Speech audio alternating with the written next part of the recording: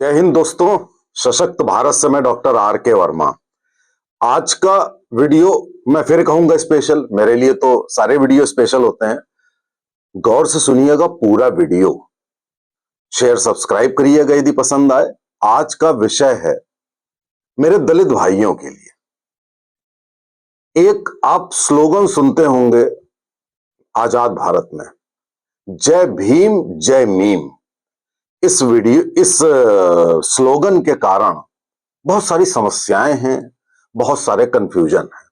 आज मैं वो कंफ्यूजन दूर करना चाहता हूं और कुछ अपील भी करना चाहता हूं। जय भीम और जय मीम का मतलब है साथियों, भीम का मतलब अनुसूचित जाति यानी कि दलित।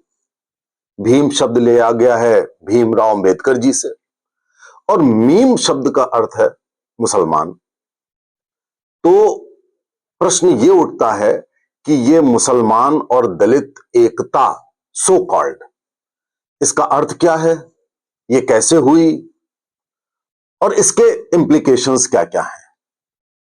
साथियों, जो लोग ये स्लोगन देते हैं, इसमें ये स्लोगन बेसिकली मेरे हिसाब से ये स्लोगन दिया गया है कुछ जिहादियों के द्वारा, जो इस देश को बांटना चाहते हैं, या कुछ राजनेताओं के द्वारा। क्योंकि एक नैरेटिव इस देश में एक जमाने से फैला हुआ है भेदभाव का। साथियों, मैंने पहले भी आपसे कहा था, पूरी दुनिया में 3 जातियां होती हैं, एक अमीर, एक मध्यम, एक गरीब। 3 जातियां होती हैं। जो जातियां आप देखते हैं वो जातियां नहीं है, वो व्यवसाय करने वालों के समूह हैं, उनका नाम है। व्यवसायों से उपजी हैं जातियां और आक्रांताओं ने उन्हें पोसा है, पोषण किया है आक्रांताओं ने। जिस कंसोलिडेशन जिसे कहते हैं वो आक्रांताओं ने किया। अब उस जाति को लेकर के हर जाति विभिन्न होगी। कोई कोई व्यवसाय करता है, कोई कोई काम करता है। लोग उससे बातचीत करते समय उसके व्यवसाय की याद दिलाएंगे, तरह तरह की बातें होंगी उसमें, उसको वो लोग भेदभाव की बात कह देते हैं।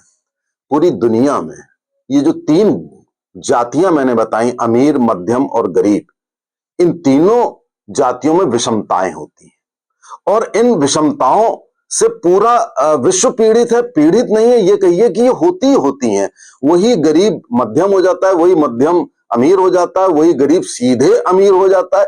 तो ये पूरी दुनिया में होता है।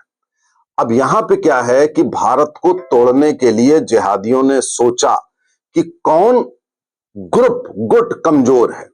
उन्होंने देखा कि हमारे दलित भाई इस बात का बहुत रोना रोते हैं कि हमारे साथ साथ भेदभाव किया गया, तो क्यों ना इस ग्रुप को अपने ग्रुप में जोड़ लिया जाए और जोड़ करके बाकियों को अलग करके देश को तोड़ लिया जाए। वे आंशिक रूप से सफल भी हुए हैं, लेकिन क्या आप सोचते हैं कि वे जिहादी जो काफिरों की गर्दन काटने की बात करते हैं, उन काफिरों में क्या हिंदुओं की वही जातियां निहित हैं जिनको सो कॉल्ड सवर्ण कहा जाता है?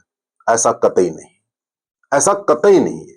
मैं आपको बताऊं, डायरेक्ट एक्शन डे हुआ था बंगाल में 1946 में। उसमें मारे जाने वाले आधे लोग दलित थे, आधे लोग। और आपको मालूम होगा एक जोगेंद्र नाथ मंडल थे। जोगेंद्र नाथ मंडल ये दलितों के नेता थे। कहां पर थे? ये बंगाल में थे। बंगाल में मुस्लिम लीग बड़ी पावरफुल थी। मुस्लिम लीग के साथ ये मिल गए थे और डायरेक्ट एक्शन डे में, जबकि इनको मालूम था कि मरने वाले आधे दलित हैं, तब भी ये कुछ नहीं बोले थे, क्योंकि ये बेसिकली राजनीति करते थे। इन्होंने सोचा कि हमारी राजनीति तो तभी चमकेगी जब मुस्लिम लीग के साथ रहेंगे। और इस तरफ हमारे दिल्ली महाराष्ट्र की तरफ भीमराव अंबेडकर जी थे। ये मुस्लिम लीग के चक्कर में ज्यादा नहीं थे। लेकिन साथियों, 1946 में जब अंबेडकर ने देखा कि उनके पास वो चुनाव नहीं जीत रहे थे, वो कॉन्स्टिट्यूएंट असेंबली में, यानी कि जो संविधान बनने की सभा होती है, उसमें वो नॉमिनेट नहीं हो सकते हैं, तो उन्होंने सहायता ली जोगेंद्र नाथ मंडल की, और जोगेंद्र नाथ मंडल ने कहा कि मुस्लिम लीग की सहायता लेने से ऐसा हो जाएगा कि आप नॉमिनेट हो जाएं, और मुस्लिम लीग ने सहायता दे दी अंबेडकर, सिर्फ इसलिए दे दी कि ताकि हम फिर इनसे अपना मनपसंद काम करा सकेंगे। वही जय भीम जय मीम वाली बात आ गई। साथियों, देश आजादी के बाद जोगेंद्र नाथ मंडल चले गए पाकिस्तान, पूर्वी पाकिस्तान, जो कि पूर्वी पाकिस्तान जो आज का बांग्लादेश है, चूंकि पश्चिमी पाकिस्तान और पूर्वी पाकिस्तान दोनों मिला करके एक पाकिस्तान था। उसके ये कानून मंत्री हो गए, कुछ संविधान भी कुछ उन्होंने लिखा उखा वहां पर, लेकिन उनके साथ फिर इतना बुरा बर्ताव किया गया कि उन्हीं के साथ नहीं, सारे दलितों के साथ, कि उनको वहां से भागना पड़ा, और भाग कर आके वो किस मुंह से भारत आते, वो आके बंगाल में गुमनामी में खो गए, और उसके बाद उनकी मृत्यु हो गई। जो भी है, उन्होंने ये रियलाइज कर लिया होगा कि क्या हश्र हुआ उनके जय भीम जय मीम का, लेकिन बेहतर होता कि वो पूरे भारत को, पूरी दुनिया को बताते कि असलियत क्या है, जो कि उन्होंने नहीं बताई। आज भी बंगाल में मतुआ समुदाय से लेकर जाने कितने दलित समुदाय हैं जो भारत की नागरिकता चाहते हैं, जिनके लिए हम CAA लाए, हम का मतलब हमारी सरकार लाई, उसका विरोध करते हैं सब लोग कि उनको आप भारत की नागरिकता नहीं देंगे। वहां के सो कॉल्ड सेकुलर हिंदू नेता या जिहादी नेता दोनों विरोध करते हैं। अब फिर विषय पे आ जाते हैं। अब भीमराव अंबेडकर, जबकि उन्होंने एक पुस्तक लिखी थी विभाजन के ऊपर, एक पुस्तक लिखी थी विभाजन और भारतीय मुसलमान, और उनका यह मानना था, उस किताब में लिखी थी कि विभाजन हमेशा अधूरा है जब तक कि एक भी मुसलमान भारत में रह जाता है। उस किताब के अंश में यह है, लेकिन जैसे ही उनकी सहायता मुस्लिम लीग ने कर दी तो उनका रुझान मुस्लिम लीग की तरफ उनका भी हो गया, अंबेडकर जी का। जो ये नहीं जानते हैं वो जान जाएं इस बात को कि अंबेडकर 1946 के पहले राष्ट्रवादी थे, और उनको जो आपके हैदराबाद के जो निजाम हैं, उन्होंने ये ऑफर दिया था शायद 30 करोड़ का या कुछ का, कि ये करोड़ रुपए ले लो और अपने समर्थकों के साथ आकर यहां पर भारत के अंदर एक पाकिस्तान बना लो, जो कि अंबेडकर जी ने मना कर दिया था उस समय कि भाई मैं पाकिस्तान नहीं बनवाऊंगा। लेकिन जोगिंदर नाथ मंडल मुस्लिम लीग के साथ मिलकर के चले गए थे पूर्वी पाकिस्तान, अंबेडकर जी नहीं गए थे। लेकिन यह कहना कि अंबेडकर ने मुस्लिम लीग का फायदा नहीं लिया, उन्होंने क्या मुसलमानों की राजनीति नहीं की उन्होंने भी की। ये कुछ लोग कहते हैं कि उन्होंने नहीं की, लेकिन ऐसा सच नहीं है, उन्होंने भी करी। जब मौका पड़ा तो राजनेता तो मदद लेता ही है, उन्होंने मदद ली, और मदद लेने के बाद उन्होंने कुछ प्रावधान भी ऐड किए, और उसके बाद भी कुछ ऐसी बातें करी जिससे ये हुआ कि पहले उन्होंने मांग उठाई कि भाई साहब, उन्होंने मांग जो पाकिस्तान की उठाने की थी, उसमें एक दलितिस्तान की भी मांग थी, बुद्धिस्तान की भी मांग थी, तो वो सारी मांगों में अंबेडकर जी का हाथ था। खैर, ये तो मैंने आपको इतिहास का परिप्रेक्ष्य बताया। अब मैं आपको ये बताना चाहता हूं कि ये जो जय भीम जय मीम आप करते हैं हमारे दलित भाई, उनसे मैं ये बताना चाहता हूं कि ये तो आपने देख लिया कि बंगाल में क्या हाल हुआ दलितों का, आज भी हो रहा है, परेशान है, बॉर्डर पे हैं, आना चाहते हैं भारत, और वो जोगिंदर नाथ मंडल आ गए थे। पाकिस्तान में जिस तरीके से दलितों का शोषण हुआ, उनसे पाखाना उठवाया गया, उनके ऊपर इतनी बर्बरता की गई, उनका धर्म परिवर्तन किया गया, भाग भाग कर राजस्थान बॉर्डर पे आज भी कैंपों में रह रहे हैं वो दलित। क्या आपको ये बात नहीं मालूम है क्या दलित भाइयों को? अच्छा, इसके बाद कश्मीर जो कि छीन लिया गया हिंदुओं से, ऋषि कश्यप की हिंदुओं की भूमि जो छीन ली गई, जो उधर से सारे जिहादी उधर ही से आए कश्मीर की तरफ से, तो जो छीन ली गई, वहां पे कश्मीर में धारा 370 थी। साथियों, 370 की धारा, 2 संविधान, पूरी तरीके से पाकिस्तानी माहौल, वहां पर आजाद भारत में भारत के संविधान के बावजूद भी कभी भी आरक्षण नहीं दिया गया।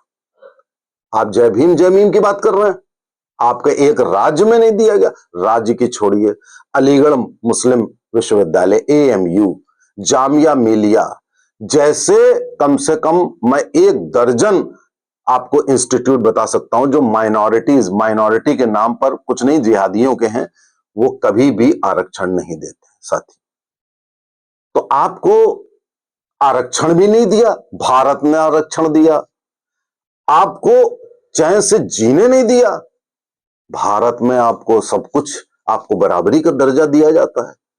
कहीं भी मेरे इतने सारे दलित मित्र हैं, कोई विदेश में बैठा है, कोई कहीं बैठा है, अच्छा जीवन जी रहे हैं, 5 स्टार होटल में रहते हैं और जाते हैं और स्विमिंग पूल में नहाते हैं, क्या नहीं करते हैं बराबरी।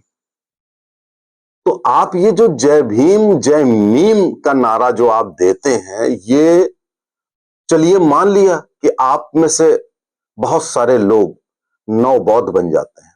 नवबौद्ध क्यों बन जाते हैं? क्योंकि आपको किसी ने बता दिया कि 2 महीने के लिए अंबेडकर जी ने बुद्धिज्म अडॉप्ट कर लिया था, सिर्फ 2 महीने के लिए। आप ना बुद्ध को जानते हैं ना बुद्धिज्म जानते हैं। बुद्ध ने भी बुद्धिज्म नहीं शुरू किया, ये बुद्ध के फॉलोवर ने शुरू किया। बुद्ध की टीचिंग्स बहुत महान है, विष्णु के 10वें अवतार कहे जाते हैं। तो आप ये सोचिए कि आप बुद्ध के बारे में कुछ भी नहीं जानते हैं, केवल आप इस बात पे कि 2 महीने के लिए किसी ने फॉलो किया हो, आप भी फॉलोवर हो जाते हैं और फॉलोवर हो करके आप गाली देने लगते हैं, नफरत करने लगते हैं। ये ठीक नहीं है।